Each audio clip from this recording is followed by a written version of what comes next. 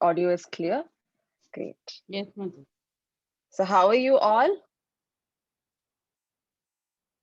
Yes, Fine, Mataji. How are you? doing by Krishna's grace. I'm doing very, very good. Hope you're all safe and you're all doing good.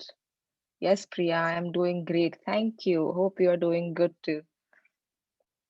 Vaishnavi is here. Veena is here. So I'm so very happy to see all of you today. Um, Today we have a really wonderful session. This particular topic is sort of most requested from a lot of you through feedback form. And today's session is going to be taken by Dr. Shubashri Lalitha. She is, in fact, a dentist and doctor by profession. She did her bachelor's in dentistry in Raga's Dental College, which is in Chennai. And then she did her master's in Dr.Ramachandra University. She's a gold medalist, very intelligent, very warm, kind, and a very loving person of IYS. She's one of a senior most IYS girl, IYS member. And I'm very honored, and I um, really want you to introduce you all to this wonderful Vaishnavi, wonderful lady, um, Shubashri Lalitha. So on to you, Lalita.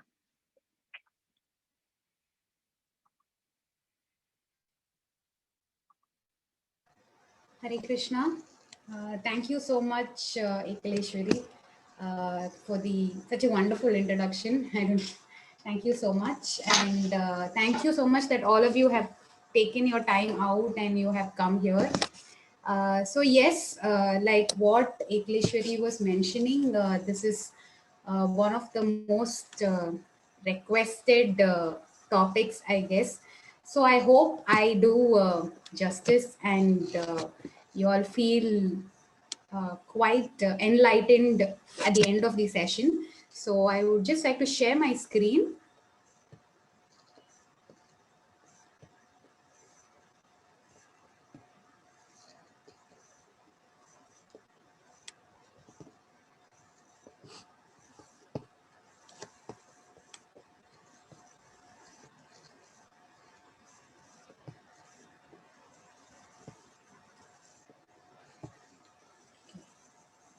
So before I start, I would like to just make a quick prayer. Namo Vishnu Padaya Krishna Preshthaya Bhutale Srimate Jayapataka Swami Niti Namane Namacharya Padaya Nitai Kripa Padayane Gaurapada Ramaya Nataramatharine Namo Vishnu Padaya Krishna Preshthaya Bhutale Srimate Bhakti Vedanta Swami Niti Namane Namaste Saraswati Devi Gauravani Kacharine Nirvishesha Shunyavadi Pasacha Deshakam Jai Shri Krishna Chaitanya Prabhu Nityananda Shri Advaita Gadadhara Srivasadi Hare Krishna Krishna Krishna Hare Hare Hare Rama Rama Rama Hare Hare. So moving on to today's session.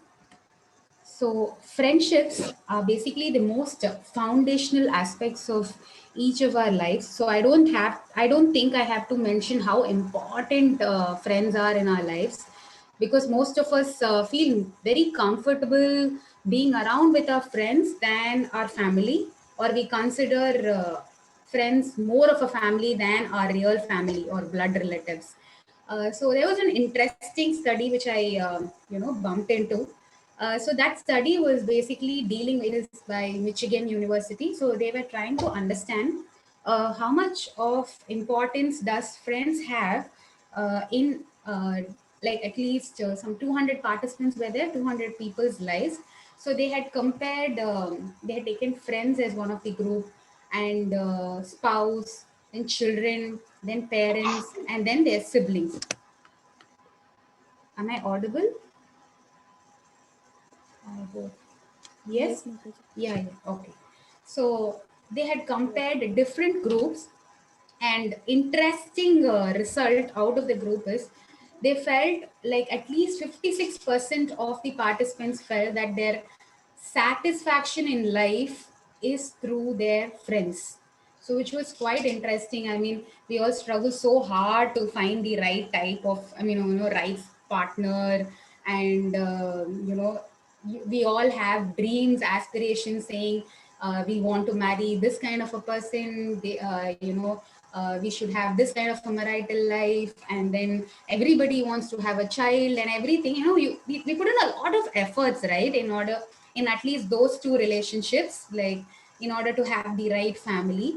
But however, it's the friends who actually give us the satisfaction in life, which most people think is wonderful.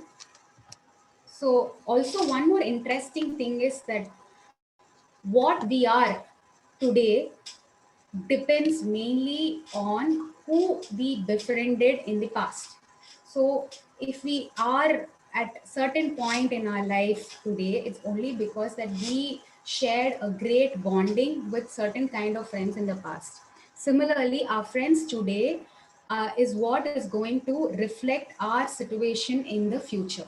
So that's how important our association or bonding with friends are going to be. At the same time, the relationship with friends are unique.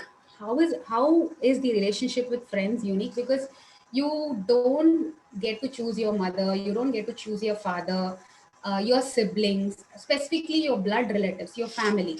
Okay, to an extent you have a choice with your spouse. Okay, but yes, but not completely. Okay, but friends are not like that, right? That's one relationship where you get to choose.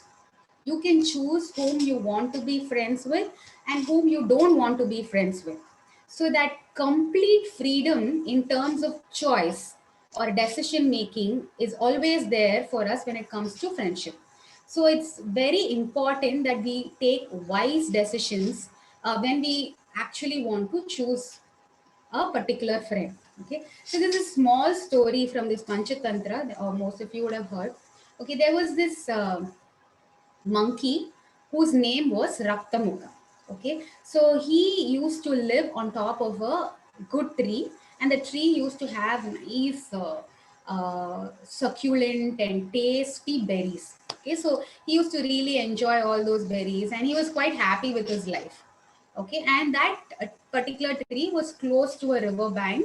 Okay, so one particular time what happened is there was one crocodile called Karalamuka. So this Karalamuka suddenly sees this monkey on top of the tree eating these tasty berries. Okay, and he's like, what is this monkey eating? And he seems to be so happy. So he crawls slowly towards that particular tree and looks up towards that Raktamukha, that is the monkey, and asks the monkey that, what are you eating? And you seem to be so happy and you are enjoying what you're eating.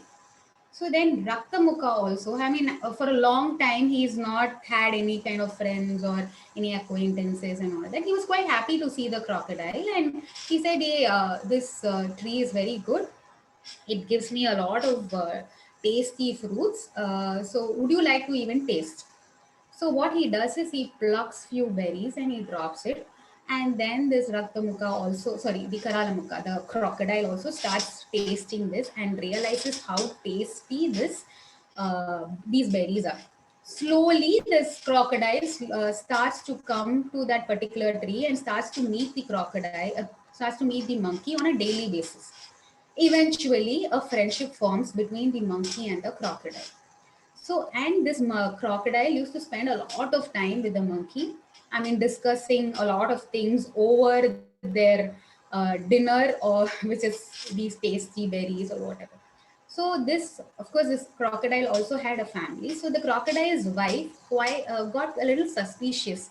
I mean, where are you going every day and you're spending a lot of time, and I don't know where you're going and what you're up to, and you're coming, you don't even spend time with us, and you're coming back after a really long time. What are you up to? So that is when the crocodile says, that Karalamukha says, no, no, no, I go to this particular tree where my friend Raktamukha is, and he has like really tasty berries he gives me, and we both enjoy the berries together. So, and he is my very good friend. I like to spend time with him also. So then this wife crocodile says, you alone are enjoying these tasty berries. Why don't you get me some? So the next day, he goes back to the tree, to the monkey, and the monkey again is very happy to share the berries with even the crocodile's wife. So takes it back, and the wife crocodile is so happy after tasting. Is so happy. It's like such wonderful berries and all that. But then she was a little evil in her mind. Then she was like, listen, if the berries which are being given by this monkey only are so tasty, imagine the heart of the monkey who is eating these berries for like such a long time. So what you do is you get me the heart of the crocodile, heart of the monkey, because I want to taste that also, because that will be even more tasty. Immediately the Karalamukha felt so bad. He's like, no, no, no. He's my friend. How will I do that? I cannot do that. So you know how husband and wife relationships are. The more the husband resists, more the wife feels like asking for it. How can you deny me? Is he more important to you than me? Why can't you get one small thing which I'm asking for? All that. So this Karalamukha does not have any option. So he agrees and he goes back to the monkey, and of course, he cannot tell the real plan, right? So he says that I spoke to my wife. My wife feels that every time the monkey only is giving you fruits and berries. We've never called the monkey over to our place, and we've not hosted the monkey. So bring him over to our place. So you should please come to my house as well and have dinner with us.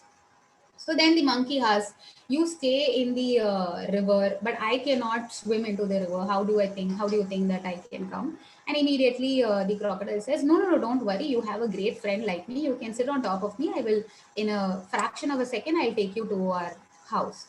So then he goes into the river, but then he feels bad also. Like he starts to feel guilty. And then he says that, okay, I understand that you really consider me as a true friend, but I want to tell you something. This is what happened with my wife, and my wife wants to taste your heart. So I don't have an option but to sacrifice you and get your tasty heart to her.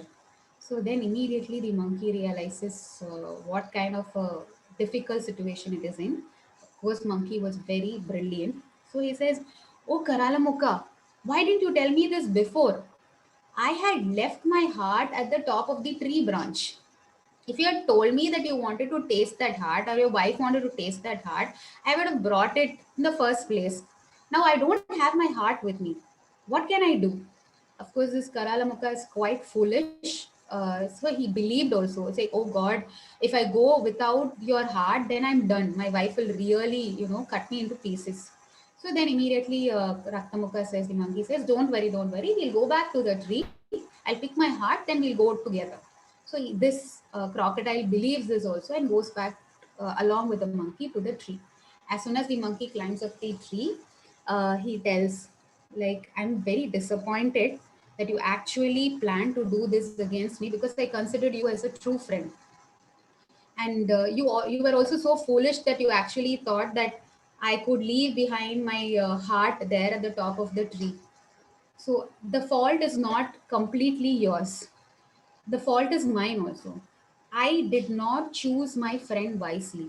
A crocodile and a monkey can never be like minded. Okay? We cannot have similar thoughts, similar principles.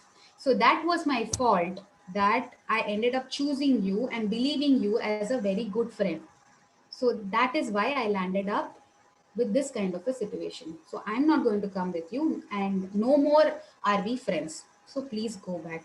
So that is how very important it is to choose your friend wisely.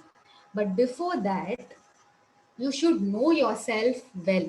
Like you should know, all of us should know what principles are we thriving for in our lives. That is when it will give us an idea to choose like-minded people as friends. Okay, so that's a very very important aspect that which we should all keep in mind, to know what we really want in life, and at the same time to befriend people who are like-minded. Okay, So now, considering we spoke about the importance of friendship and what are the things to keep in mind before we choose our friends, I wanted to share a few wonderful relationships or friendships. Oh, see, see, see, see. Audible? Can I continue? Yes, some distance. Okay, so I would like to share few great and wonderful friendships from the scriptures, which are very, very, very inspiring.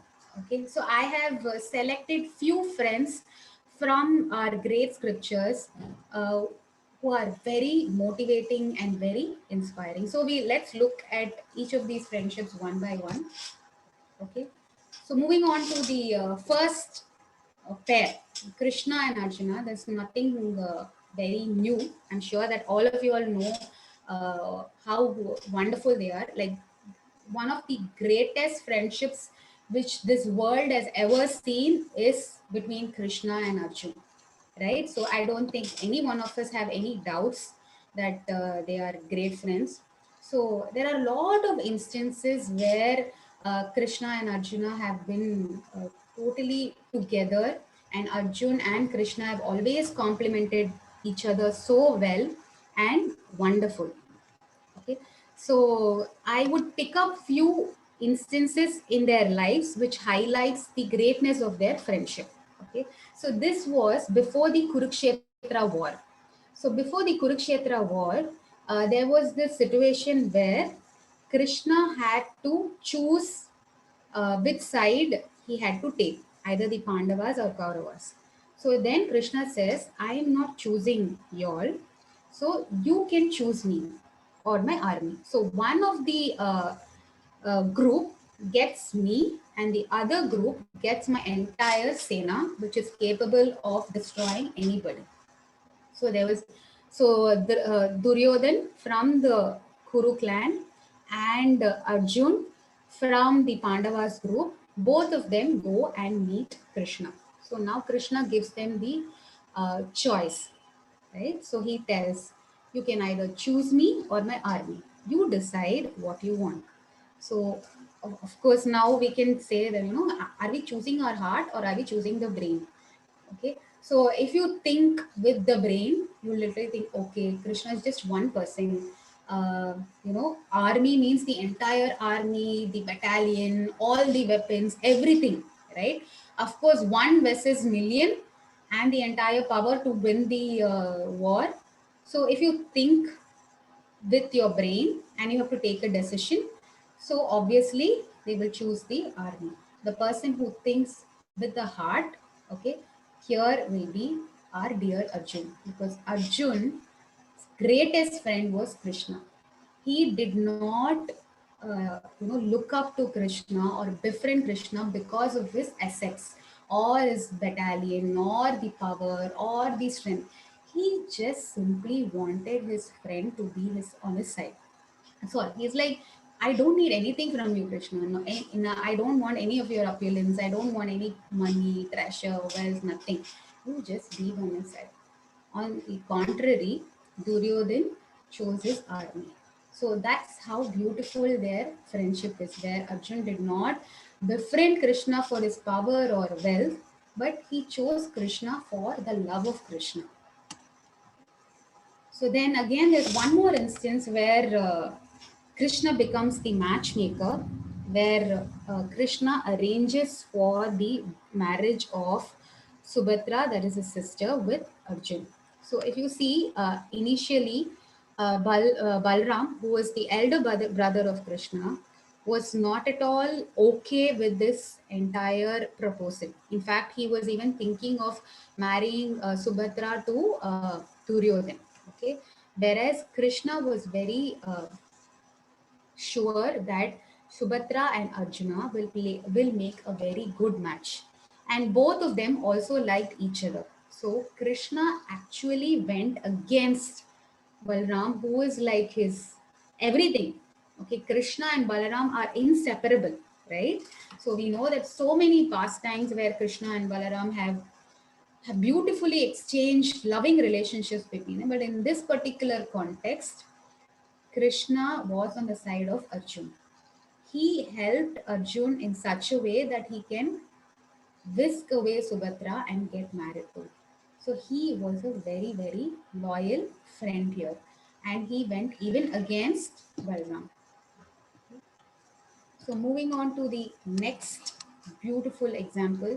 So if Krishna and Arjun are is an example of greatest friendship, Krishna and Sudama is an example of one of the sweetest friendships which we can ever see.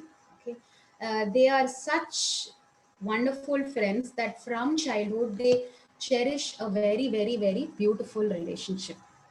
Okay, so both Sudama and Krishna went to the same school where the guru was Sandipani Muni. All of us knew.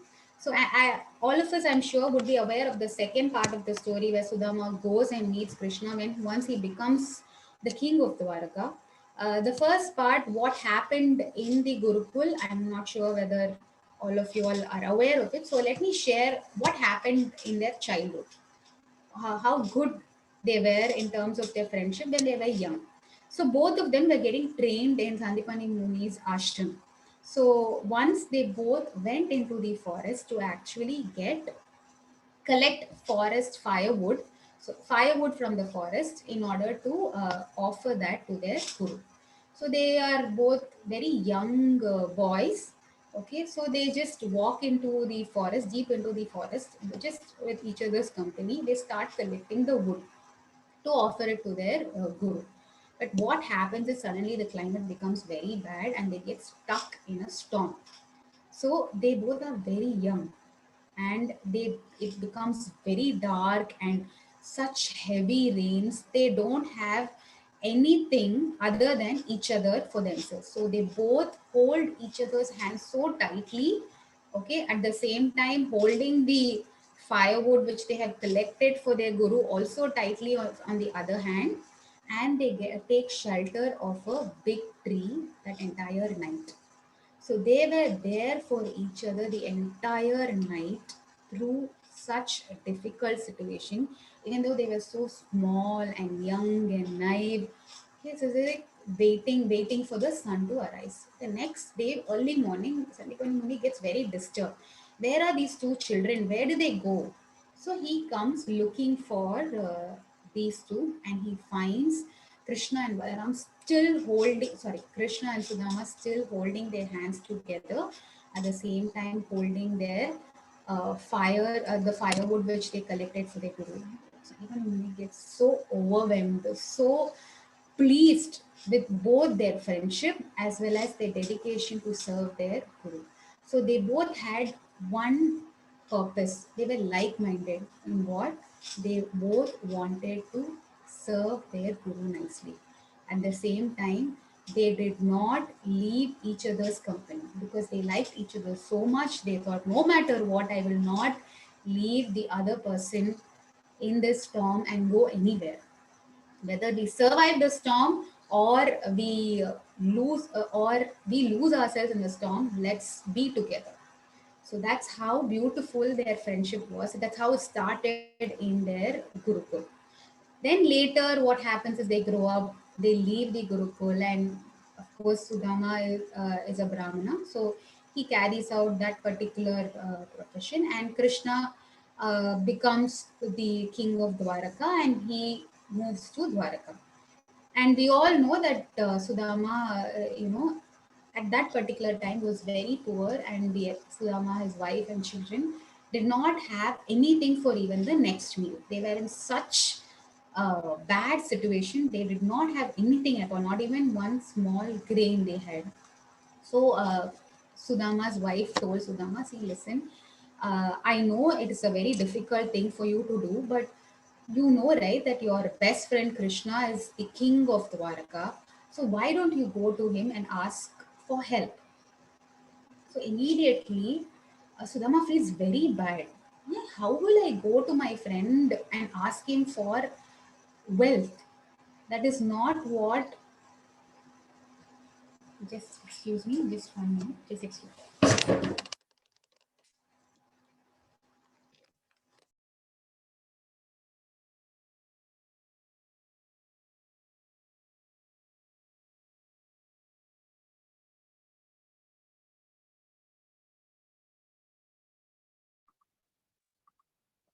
Hi, Krishna. Yes, this is Ekaleshwari. I think there is some technical issue on Lalita's, Shubashri Lalitha, our speaker side.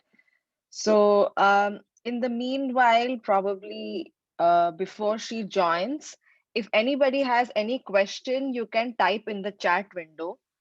Uh, Priya has asked a question.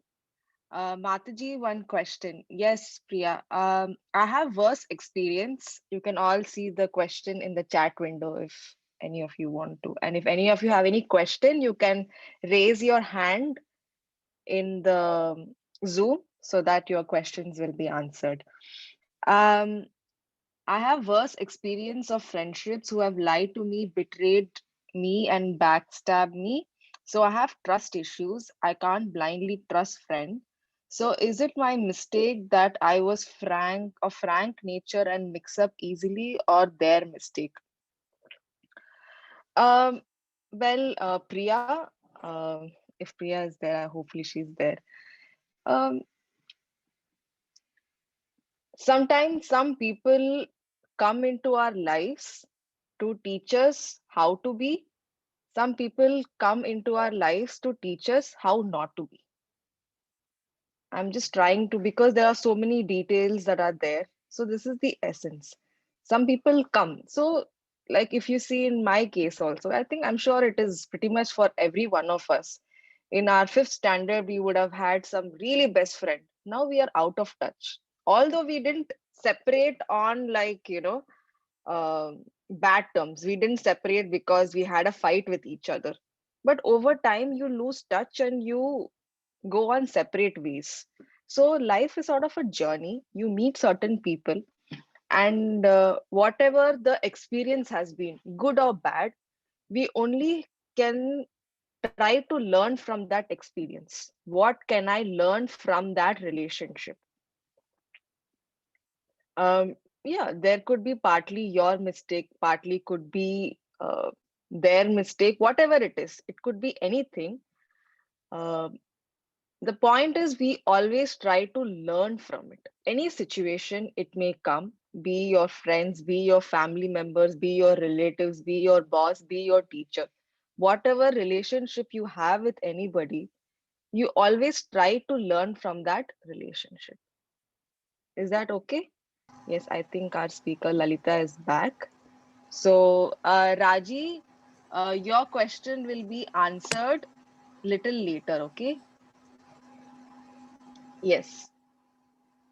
So, yeah, over to you, Lalita.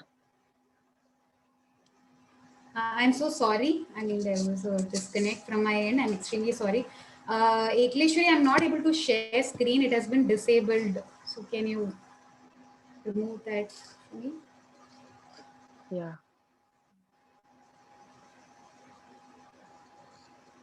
yeah. I think now you can, Lalita. Okay. Yeah.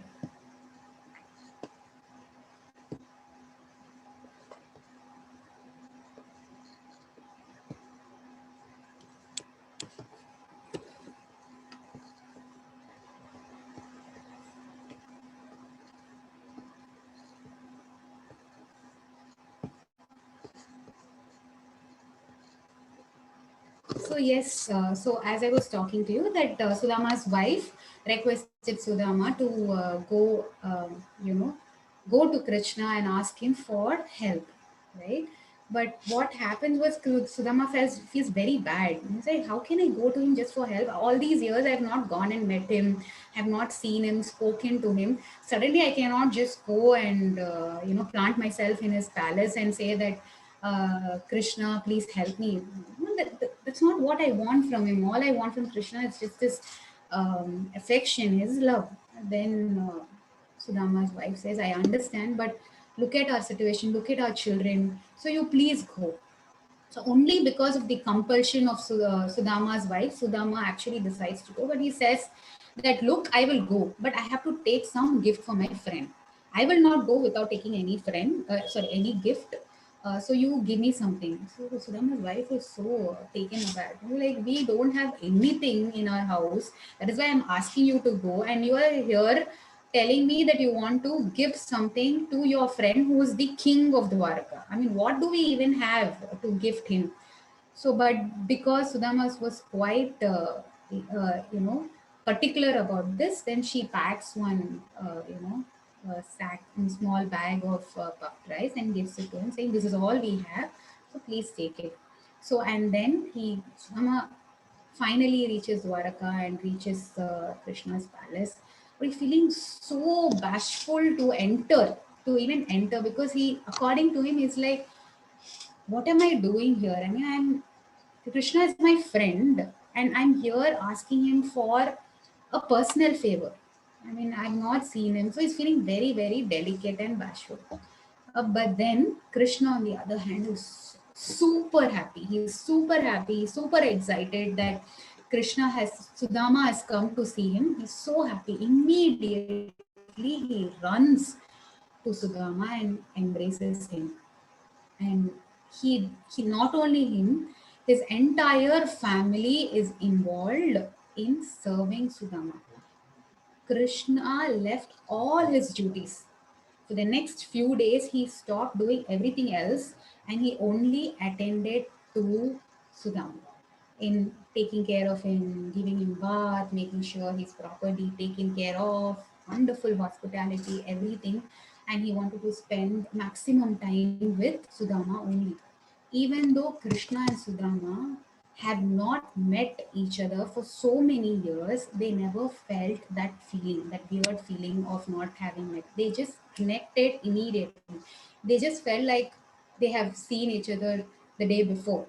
So there was no difference between them. When they were young, they were both children. They had nothing in the back of their head. They were quite happy, playful, everything. But now both of them have grown up with different personalities, right? Like Sudama is a Brahmin, whereas Krishna is the king, and Sudama is quite poor. Krishna is a very, very, very rich king with all the opulence. So quite contrasting backgrounds are there currently in their lives when they are meeting again. But still, none of those contrasting backgrounds came in between their friendship. They could connect immediately. But however, Sudama, even though he brought some little gift for Krishna, he was very hesitant. I mean, how do I give Krishna? He's giving me all the best dishes on earth and serving me that, and all I have is just this pack of puffed rice. So I'm not going to give this. I mean, why? I don't want to give. So he was hiding it. But Krishna, however, knew it, and he wanted to make his friend feel good. So he immediately told Sudama, Sudama, I mean, didn't you get me any gift? I mean, you're coming all the way from your place, all the way to see me, but I thought you'll get me something. And Sudama was hesitant and all that. Then he realized that Sudama is hiding something, and Krishna immediately forces Sudama to give him that pack of rice. And he was so happy to see that, and wonderfully, he was eating every bit of that puff rice without leaving even one small morsel left behind.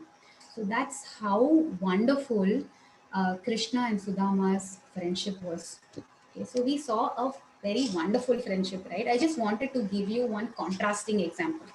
So there were two students, okay, who were studying in the same Gurukul.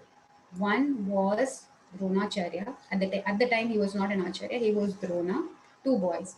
And another friend was Draupad, that is King Draupad. So both of them came to the same school and they were studying together and they were quite very, very good friends. So Draupad was so fond of Drona that when they were about to leave, he felt very bad. So he said that you're my such a very good friend. I would like to even share half of my kingdom with you. So I'd be very happy to do that. So yes, and they exchanged pleasantries and all that, and they both parted ways after they finished their schooling. And for like so many years, they've not met. And at one particular time, again, Dronacharya again, became quite poor and did not have enough riches or, basic needs to be fulfilled. Even that much of money or wealth he did not have. And he suddenly remembered, Draupad. He's like, Draupadi and me are just friends, right? I mean, if we're friends means then we're equals. So, and he also told me that he's going to give me half of his kingdom. So we both did schooling together. How are we different? How can I be so poor and how can he be so rich and, so comfortable in life? So he deserves, I mean, I deserve to get half of his kingdom, which he promised. So Dronacharya rightfully walks into his kingdom and meets King Draupadi and says, "Hey King, I mean, hey Draupadi, do you remember me? I am Dronacharya. Uh, you actually promised to give me 50% of your kingdom, so give it to me." Draupadi is so taken aback. They have not met each other for so many years. Okay, whereas here Dronacharya is not even thinking of their friendship, the affection for each other, nothing, and he is just there in Draupadi's palace only for Draupadi's kingdom, not for anything else. What contrasting characteristics both Sudhama and Dronacharya are exhibiting, right? Like both of them are in a similar situation in their lives, right? Both of them were Brahmins, both of them were poor, and both of their friends were extremely rich and they were kings. One is feeling so bad to even go show his face to his friend and ask anything, right? Without even asking anything. He ultimately, Sudhama does not ask anything from Krishna, despite Sudhama's wife constantly reminding him and telling him that, please go ask, please go ask. He did not have the heart. He was so overwhelmed by the affection Krishna showed, he just came back happy. He said, it's okay. I don't want to trade anything for Krishna or anything from Krishna as well. I don't want anything. But when he comes home, he sees one huge palace, his wife, his children, all of them in very good clothes, a lot of wealth, treasure, so much of food grains, everything in his palace. So even without asking anything, Krishna also reciprocates, right? Whereas here, Dronacharya is not thinking of any affection, any love, any friendship, and he's not even thinking that I've not met my friend. Does he even remember?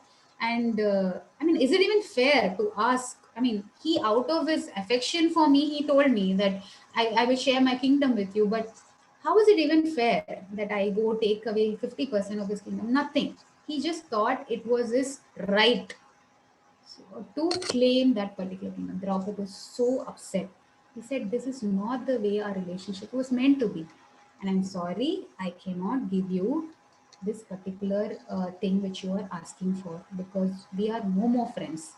Our friendship ended long back." So, this is again one example of broken friendship. So contrasting from Krishna and Sudama. So then we all know about this particular great person called Chanakya, right? So Chanakya once said that a test of a servant happens when he actually performs his duty. Test of a relative is when he is in difficulty. The test of a friend is when they are in adversity.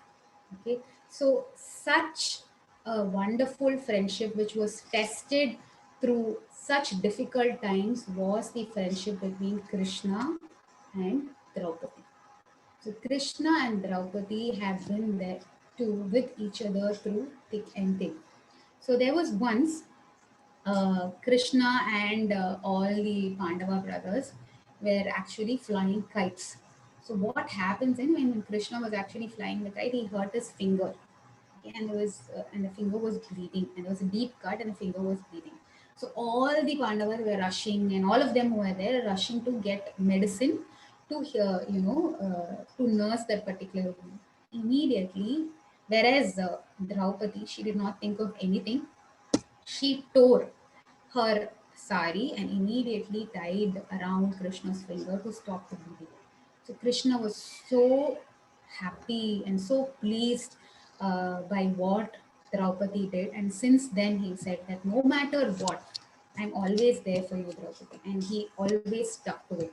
So there were so many instances where Krishna has been there for Draupadi. And the most popular one, like how all of us know, that when Draupadi was dishonored, disrobed by the Duryodhan and his friends in the assembly, and where her own husband, she had 5 husbands, and none of them could come to her rescue, right? So ultimately, only Krishna was the savior there as well. Like, she had such powerful husbands, all 5 of them had such great prowess, great qualities and all that, but they could not come to her rescue at all. And there were so many elderly people also, respectful people like Bhishma Pitadev and Dhritarashtra also, I mean elderly and all, and none of them could actually rescue Draupadi. But Krishna, just because, I mean, not just because, but he remembers what his devotees do for him. Like, when he had a small cut, she was willing to tear apart her sari and immediately attend to Krishna's wound. So at that point in time, he made a promise that I will be there for you no matter what. So he gave enormous amount of saris, constantly coming again and again and again and again, and protected Draupadi's, honor and respect. So that is one amazing example when everybody deserted Draupadi, where nobody was willing to help her. Krishna, as a very good friend, was always there.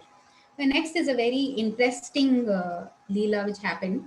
So we all know about this Dhruvasa Muni, right? Dhruvasa Muni is one who is known for his anger than anything. Everybody is scared of Dhruvasa Muni. So Duryodhan plans in such a way, or schemes rather, that he sends Dhruvasa Muni and the entire 10,000 disciples to Pandava's house to have lunch, okay, unannounced. So, and he knows also that if you send Dhruva's Muni, and if the Pandavas are not able to host him properly, he will get angry and he will curse the Pandava family, and they will suffer. So suddenly Yudhishthira Maharaj goes to Draupadi and saying that I don't know what you will do, but Dhruvasa Muni is going to come to our house for lunch. So he and his 10,000 disciples are there. Please do something and arrange for their prasad. But then Draupadi, she has something called Akshay Patra. Akshay Patra, all of us know, right? Like, no matter how much food you keep taking, food will keep being there. I mean, keep coming into that pot again and again. But under one clause, that if she finishes the last morsel from there, then it will stop forming. Okay, the food will no longer form again in the same pot. So Duryodhan plans in such a way that he sends Dhruvasa Muni at that particular time. So she tells Yudhishthira, I just finished eating. So I can no longer produce any, food from the Akshay Patra. So what do I do? So what can I do? So Yudhishthira Maharaj is like, okay, wait, I'll do something. I'll send them to the river for a bath. So in that time, we can, try to think of some idea. Okay. So they all break their head and they get very tense. And then Krishna, so Draupadi immediately thinks of Krishna and like, Krishna, what do I do? Okay, and some Krishna and Draupadi have some invisible cord binding their hearts. Like, the moment Draupadi thinks of Krishna, Krishna is always there. So she doesn't, so immediately Draupadi thinks and Krishna is there at that particular spot. And then Krishna and Draupadi is like, you came, is it? Thank God you came, Krishna. Now look at this. Dhruvasa Muni and his disciples are going to come and I don't have anything. What do I give them? I've eaten also from the Akshay Patra. So again, I cannot get food from Akshay Patra. What do I do? Krishna very coolly sits and says, Draupadi, I'm very hungry. Can you please give me food? Can you feed me? Draupadi is like, really? You were also asking for food. I don't have anything, Krishna. I don't have anything. It's like, I don't trust you. Go get the pot. You go get the Akshay Patra.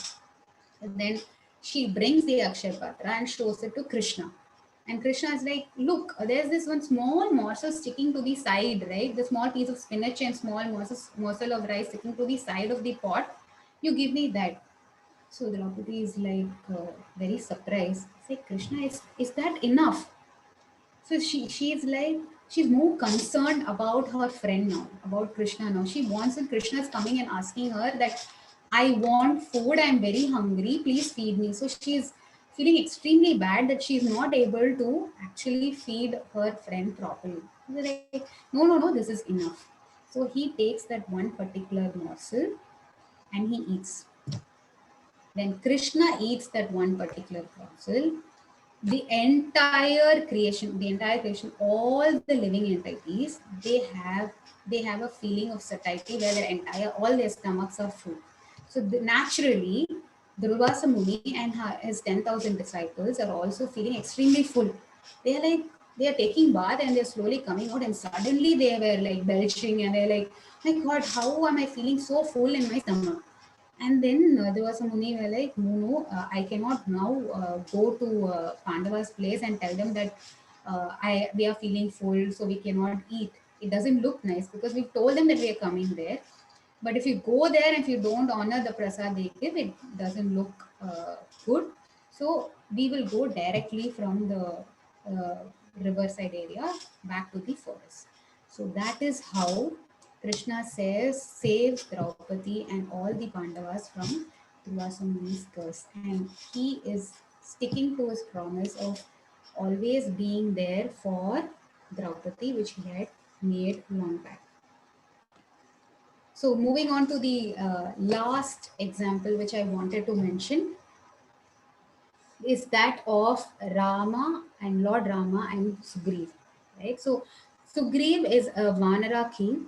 So Sugriv had an elder brother called Bali. So both Bali and Sugriv were Vanara kings, and there was some misunderstanding between Sugriv and Bali.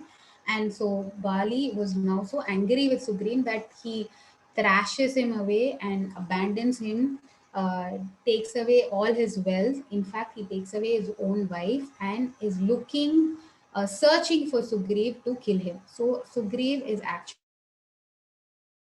running for his life day in, day out, and he goes and stays in one particular mountain where actually Bali cannot access, because he's been cursed that if he sets foot on that particular mountain, that he will be destroyed.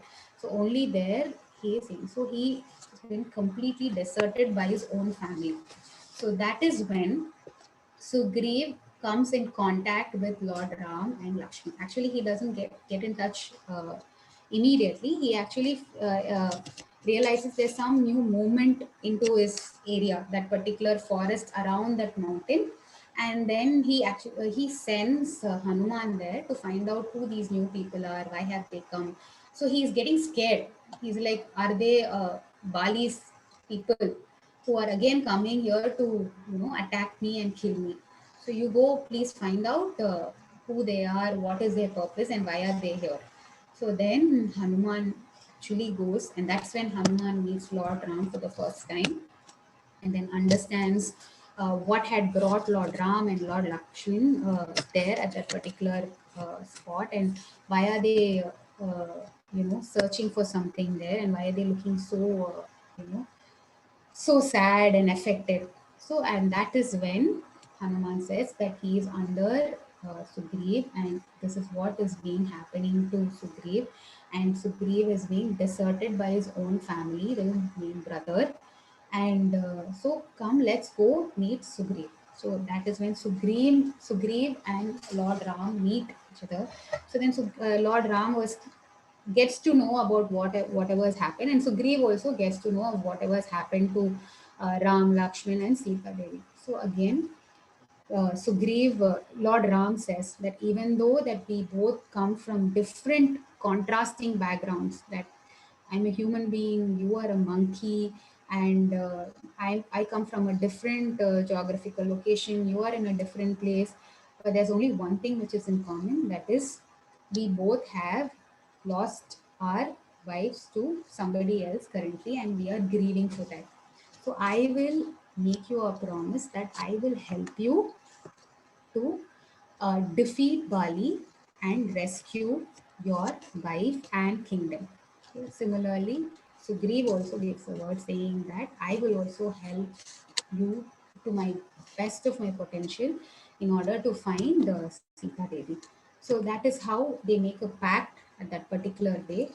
And then moving on, Lord Ram actually helps Sugriv defeat Bali, and he gets the kingdom back, his wife back. Not only that, Lord Ram also helps Sugriv to actually set up proper military rules. Okay, rules and regulation guides him, saying that because Lord Ram was already a ruler, okay, so he wonderfully knows what is to be done, how to lead a kingdom, how to rule a kingdom, how to assess the military strength, everything. So he guides Sugriv in such a way that he does not falter. At the same time, make sure that he's a very wonderful king. At the same time, Sugriv also helps Lord Ram in finding the whereabouts of Sita Devi, and also and he helps by Lord Ram by giving his entire army, all the Vanara army of Sugriv, go on to this, try to complete this mission of finding Lord Sita Devi and defeating Ravan. So that's how wonderful their relationship was also. So from before I Ekaleshwari, are you there? Is there any Yes, question? Lalita. Is there any question Yes. which uh, we have some quick, maybe 2-3 minutes for a question? So if any one of you have any question, you can raise your hand. Yes, there is one person. There is Raji who has raised her hand. Um, yes, Raji. I think you can. Would you like to unmute yourself? Yes, Mataji. Yes, Raji. Please speak. Uh, Please ask your question. yes, Mataji, Hare Krishna Mataji, you have been telling about the fundamentals and ideals about a great friendship. So, Mataji, I take one of my life experience and not experience, it's like a case study. It would be so. Can you help me with solving that, Mataji? Okay. Actually, I don't want to mention the name. Actually, some years back, I had a great panel of friends when we were studying in seventh standard. Actually, we were a gang of 10 members. We were Okay. so intimate and close with each other, and we were such. Uh, Actually, in my school life, my seventh and eighth was most golden days, and after that what happened, we changed to other sections and we moved to other stay some of my friends are not in contact, some of them are not in touch, but after years in that one of my friend, I got her as a best friend, and still now I'm maintaining a friendship. So what is the case, Mataji? So we are splitting our relationship and we are not able to cope up, Mataji.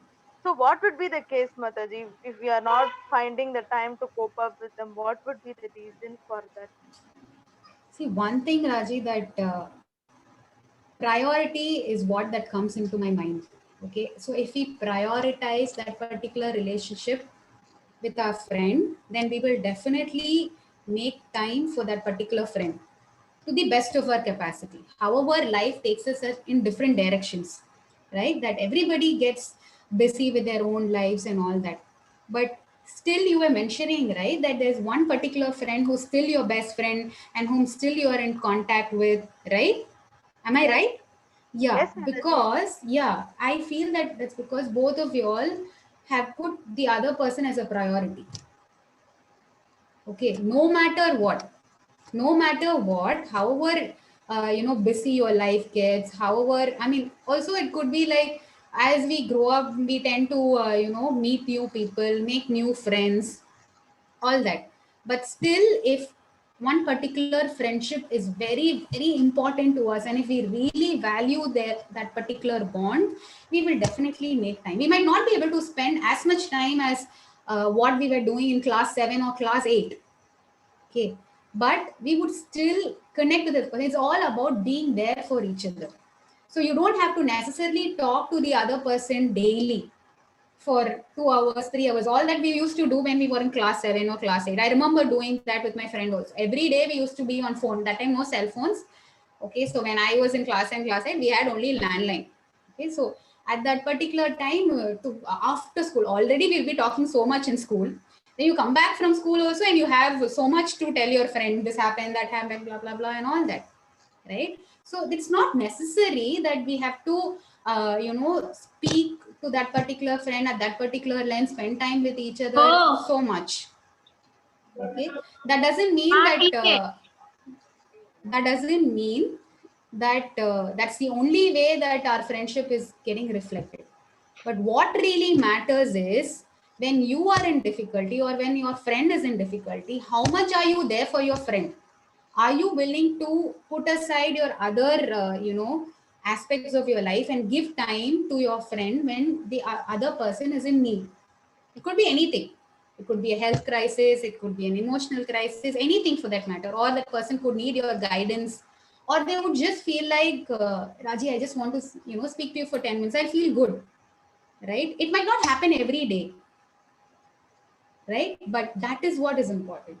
It's not required that we have to hang out together, go to the same pani puri shop like how we used to do 10 years back. Okay, so that's what we were talking, right? Krishna and Sudhama had not met each other for years, but they connected immediately the moment they saw each other. So if you are able to connect to your friend even after not speaking for so many months, so many days, or not seeing each other for so many years, then it means your friendship is still alive. So you are your best judge. So now you will be able to judge how many friendships are still alive and how many friendships have become passive and dead and gone. Yes, mother. It's all about prioritizing and valuing that friendship. Okay. Thank you, Mataji. I hope I answered your doubt clear. Iklishri, anything else or can I go ahead? You can go ahead, Lalita. Yeah. Then we will pick up the remaining questions. Yeah, sure. Okay. So yes, so we saw 4 beautiful friendships, right? In the last half an hour to 35, 40 minutes. So from those 4 beautiful relationships, I found out, or I could summarize certain fundamentals which were very, very important for great friendships. So if you want your friendship to be wonderful, awesome, and to be, for your friendship to survive everything for many number of years, then these fundamentals are very, very important. The first thing which I would like to learn is or mention is that ideally a good friendship should complement each other. So complement each other is what I mean by support each other. See, 2 friends are there, none of them are perfect. No, none of us are perfect. So I will have some positives and I could have my certain negatives. Similarly, my friend could have some positives and certain negatives. So if we complement each other, our relationship will become perfect. So I help my friend, when in need, not only in need, whenever I have some positives which could help her come better in her life, I should be willing to do that. One particular example for complementing each other is like milk and water.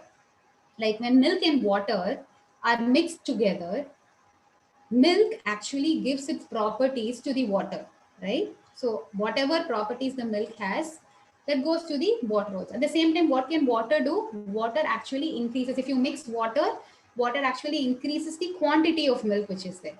So they both nicely complement each other. Okay, one's quality passes on to the other person, one's quantity passes on to the other person. At the same time, when you're boiling milk and water together, the first person who's willing to sacrifice will be like the water, right? So when boiling, immediately the water gets so affected. It's like, no, I don't want my milk to get burnt off. So that's one. Water is what comes out first and falls into the fire. Seeing the fact that the water is actually sacrificed its life into the fire, milk also doesn't stay there. Okay, that also goes and goes and falls into the fire. At the That's how milk and water complement each other so well. At the same time, when they are together in a certain state, they are very nice with each other. Okay, so any friendship should be like milk and water, that you complement each other. Similarly, the next thing, very important fundamental, is guiding each other. So, for example, Krishna and Arjuna. So, Krishna and Arjuna were very, very good friends. Yes, right. All of us know about what happened in the Bhagavad Gita, what happened in the Kurukshetra war, and all that. So Krishna was there when Arjuna and all the Pandavas were planning for the army. I mean, for planning for the war and preparing for the war, everything. So they were all doing it together because Arjun chose Krishna and he wanted Krishna to be on his side, right? But after going to the battlefield, Arjun is getting confused, right? He's actually having second thoughts whether he should really go ahead and fight. Okay, that is when Krishna stood strong, and he wanted to guide his friend. Say, look, what you are thinking and what you're wanting to do is not right. Right? He was a very, very good friend. Where when his other friend, when Arjun was trying to falter from his mission, Krishna, as a very good friend, was trying to bring back Arjun, get his focus back into the mission which he was trying to achieve. At the same time, I was also telling you about Ram and Sugriv, right? Lord Rama also helped Sugriv, set the military army, set the military rules. He did not just get the, help him win the battle over Bali, but he also guided him so well that Sugriv could actually set up the entire kingdom properly and rule the kingdom properly. The next important aspect is willingness to sacrifice. It's very important that if we are friends, we should be willing to sacrifice each other, sacrifice ourselves.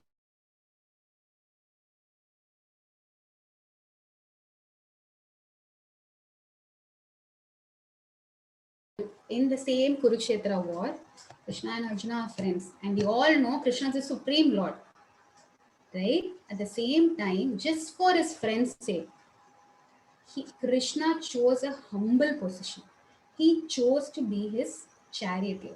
And we all know, right, that charioteer, I mean, the person who's riding the chariot, okay, communicates to the charioteer by kicking right or left, because in the war field, the voices will not be audible. So they communicate to the charioteer by just kicking. So imagine what kind of humble position that Krishna is actually taking for his friend. And don't we all think that, it in less than a second, Krishna could just finish off the Kauravas army, right? But he was willing to sacrifice that also. He could have actually killed the entire army and got a even extra feather on his cap, saying that he defeated the entire Kauravas army single-handedly. But no, he wanted to give the credits to his friend Arjun. So he chose a humble position. Okay, at the same time, he was guiding his friend how to go about in winning the war, willing to sacrifice.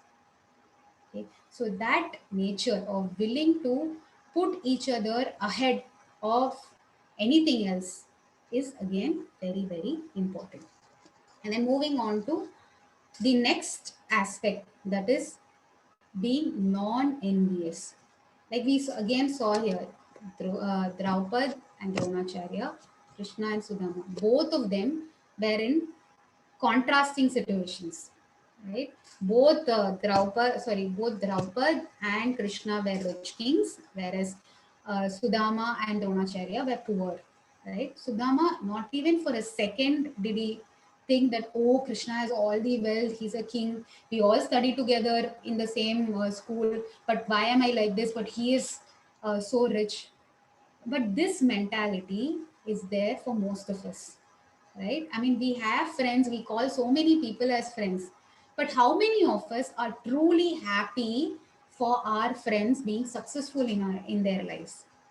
At least at some point in time, this envy will spark, if not, overshadow the entire relationship. At least now and then it's like, me and my friend studied together only. In fact, I used to score more marks than my friend in all my exams.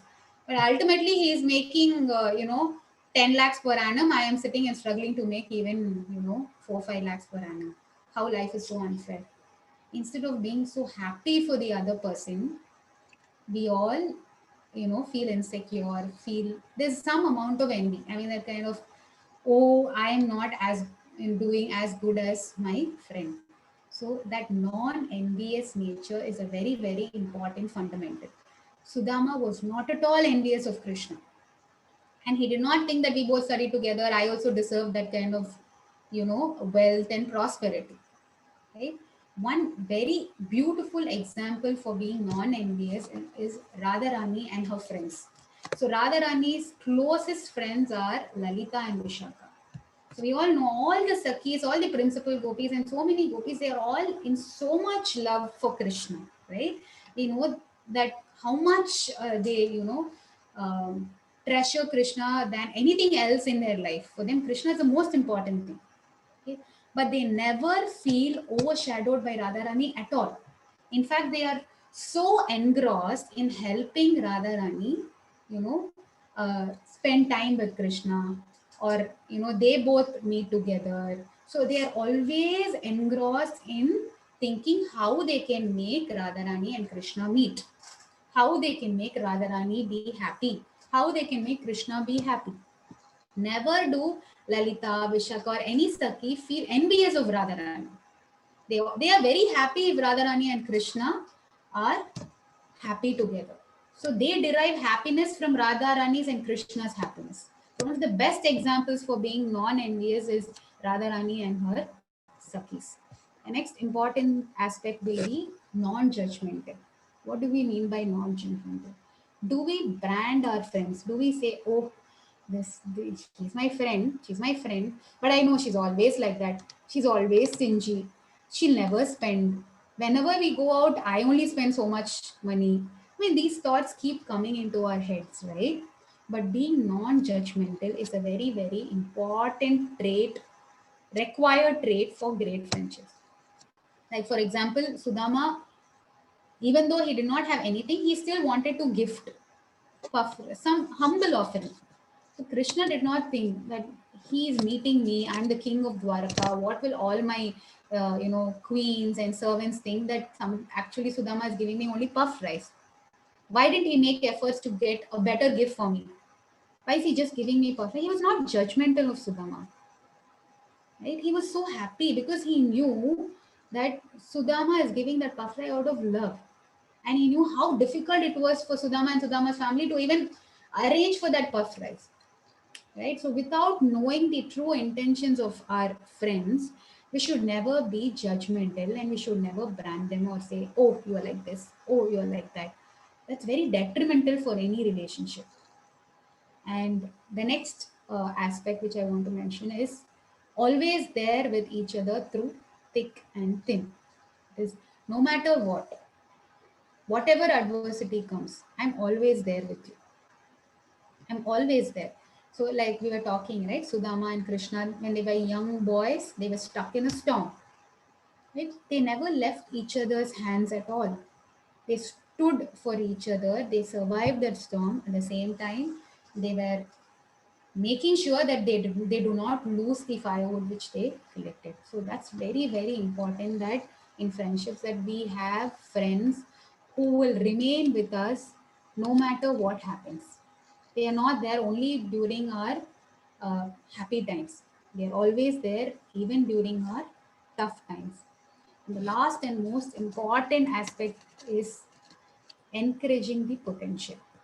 Okay, motivating your friend, reminding them of what they are capable of in their lives. Like Arjun, again, Krishna is always there to motivate Arjun in what he is capable of achieving.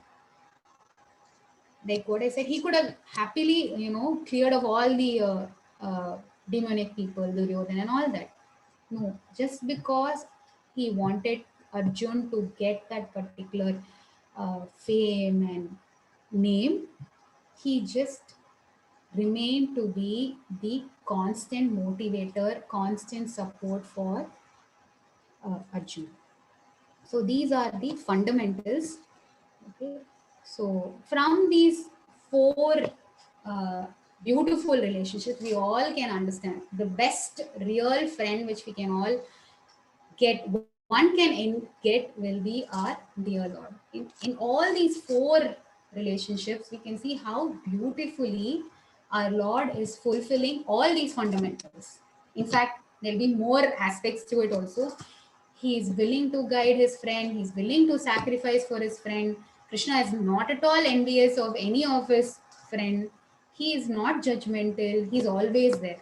Example, Draupadi. He's always there with Draupadi, any tough time, and always there to motivate his friend. So the best friend which any one of us can get, or the most beautiful and wonderful friend which any one of us can get, is our dear Lord Krishna. Actually, this particular statement is what which touched my heart when I was very, very, very new to Krishna consciousness. There was one small book that Srila Prabhupada he writes in that Krishna, if one makes friendship with Krishna, he'll never get cheated.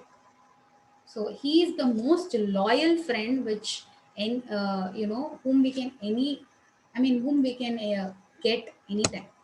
Nobody else can fulfill that particular friendship as beautifully like Krishna. So I just have a small self-assessment questionnaire. So this is for yourself. Okay, all of you all would have a lot of friends. Okay, so these are 4 questions which you can ask yourself.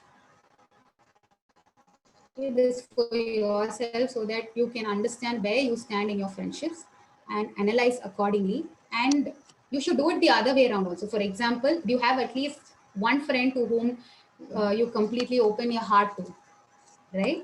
So similarly, is there any friend in your life who completely opens their heart to, like they think that you're so trustworthy that they can express whatever they feel?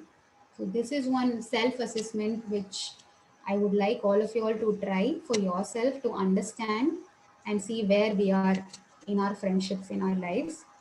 Okay.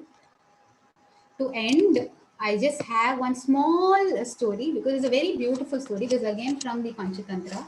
So at one particular time, there were 4 friends in a jungle. There was one mouse, one crow, one turtle, and one deer. Okay, all 4 of them were good friends. Okay, so and and they were happy together. They were spending good time with each other and all that. To spoil all that, suddenly one day, one hunter comes to try to hunt the deer. Okay, so he as soon as the crow, the crow always has a better perspective, right, of things because it can fly. Immediately it informs all of the other friends saying that the hunter has come and he's laid a net. Okay, so quickly run, he has a net in his hand. Okay, all the others could spring back, like the crow could fly back, the mouse ran back to its hole, the deer also could spring back and run. But however, the turtle, due to its original state, okay, it got caught in the net. Now these 3 friends, the mouse and the crow and the deer, all 3 of them are like feeling extremely bad. Oh God, how can we leave our dear friend alone in that net? So what do we do? How do we save our dear friend? Okay, so immediately they plan something. So the deer goes and lies down a few meters away from the turtle and acts like the deer is dead. And the crow goes and sits on top of the deer. Okay, and acts like the crow is sniffing the deer. Okay, so the hunter sees this and he's like, oh, okay, so I have a good bet today. Now I've got the turtle is stuck in the net. Now I have a deer, I don't have to go running behind the deer as well, because the deer is already dead. So I get to have the turtle as well as the deer. So let me go and fetch the deer.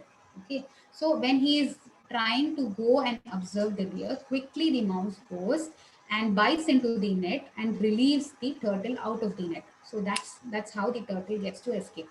As soon as the hunter goes closer to the deer, the crow flies off and the deer also starts running in an opposite direction, trying to save its life. This way, they all cooperated and made sure that all of them were safe. So here, all these 4 friends were different people, right? I mean, different, they were all in different bodies. They were not similar, but they were all like minded. Correct? They all valued their friendship, and their like mindedness here was to save each other from the calamity, from the hunter. So even though they are different, but they, because they were like-minded and their principle was same or the goal was same, they could help each other achieve that particular goal. So there's a lot of difference between like-mindedness and being alike. That doesn't mean that we all think, oh, friends means they should wear the, we do twinning, we wear similar clothes, we listen to similar music, we watch similar movies, and such things, right? Those are external factors. We look similar, we dress up together similarly, and all that.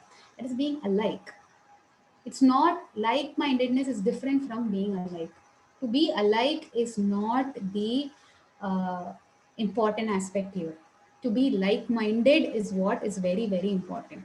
What is the point if two friends are there and they dress up like twins, and they say that I like the same things as what my friend likes, but their principles in life are so different. One has a different goal and the other has a different goal in life. And does it even matter to even look alike or speak alike or behave alike? No, right? So it doesn't matter whichever body we are in or how different. Those are external dissimilarities. But what is required is the internal like-mindedness. Okay, so that is why it's very important to put aside our differences and cooperate with each other to achieve our goal. That's very, very important. That's why our dear Srila Prabhupada, he uh, founded ISKCON such that ISKCON becomes a big family where all of us can come together and have one common goal. It is to love Krishna and to help others love Krishna, propagate Krishna consciousness. So he's formed a very, very, very beautiful family where all of us can come. It's a very, very accommodative family. It, okay, so that's a wonderful thing where Prabhupada has done for us, and we have to be extremely grateful for this beautiful family Prabhupada has created. On those lines is where our ISKCON Youth Services also stands. Okay, so this is one of the earliest pictures which was taken. This was probably in 2005 or 2006, where, so you can see so many girls, right? So I can show you, this is Ekaleshwari here. This is myself, this is Sukirti Mataji. So, and here there is Nitya. So here you will be hearing about, of course you all will know about Nitya and Ekaleshwari and all of them. So all of us were friends from 2005. That's all because thanks to ISKCON Youth Services. And we are still friends. And we will remain friends. Not based on, not out of pride. We will remain friends because of ISKCON Youth Services, because ISKCON Youth Services has one common goal: to serve Krishna, to serve devotees, to help others serve Krishna and serve devotees. So that is what binds all of us together. So on behalf of ISKCON Youth Services, we all welcome you to our family. So please come. We would like to have wonderful friendships in this family. We would like to help each other grow in this beautiful journey called Krishna consciousness. Okay. Thank you so much.